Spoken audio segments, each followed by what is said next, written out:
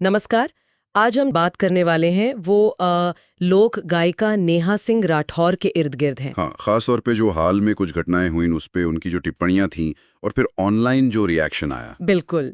मतलब एक तरफ हम देख रहे हैं कि पहलगाम हमले के बाद वो सरकार की आलोचना कर रही थीं, जी। लेकिन फिर कथित ऑपरेशन सिंदूर के बाद उनके सुर एकदम बदल गए, ऐसा लग रहा है। हाँ, ये बदलाव काफी दिलचस्प है।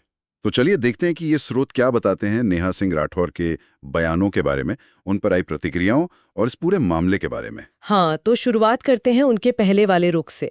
पहलगाम हमले के बाद लगता है वो सरकार पर काफी मुखर थीं, सवाल उठा रही थीं। सवाल ही नहीं, इन्होंने तो इसे सरकार का प्रोपेगेंडा तक कह दिया था। अच्छा। और ये कोई पहली बार नहीं था उनका आलोचनात्मक रुख। पहले भी जैसे जब प्रधानमंत्री मोदी बिहार गए थे तो उन्होंने उसे वोट की राजनीति कहा था। हाँ, याद है। तो उनका ये पैटर्न तो दिख रहा था। जी।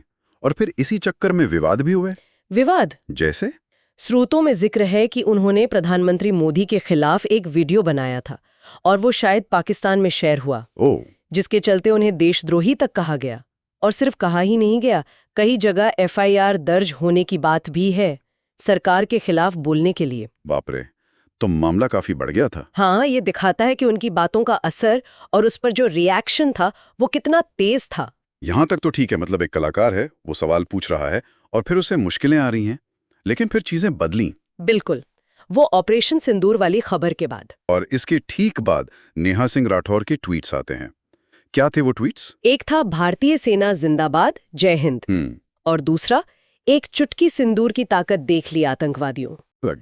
लेकिन यहाँ एक बहुत महीन सी बात है जिस पर शायद ध्यान देना चाहिए। क्या? उन्होंने सेना की जय जयकार की, भारतीय सेना जिंदाबाद।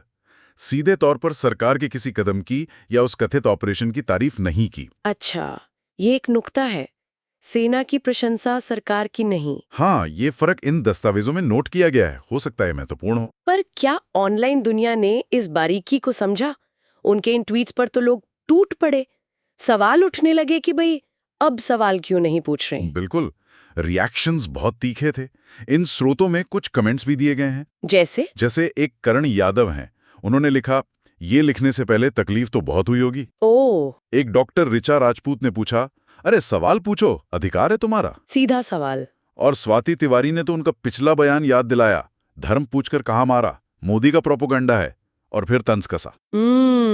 तो लोगों ने उनके इस बदलाव को सीधे सीधे पकड़ लिया और सवाल उठाए। बिल्कुल।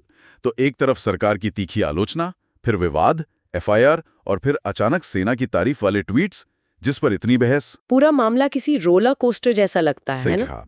ये स्रोत हमें असल में यही दिखा रहे हैं कि कैसे एक पब्लिक फिगर के बयानों में बदलाव, खासकर जब वो राष्ट्रीय सुरक्षा जैसे संवेदनशील मुद्दे पर हो, तो लोगों में कितनी तेज प्रतिक्रिया होती है। हाँ, और वो जो लाइन होती है ना, आलोचना और राष्ट्रवाद के बीच, वो कितनी धुंधली हो जाती है कई बार। बिल्कुल।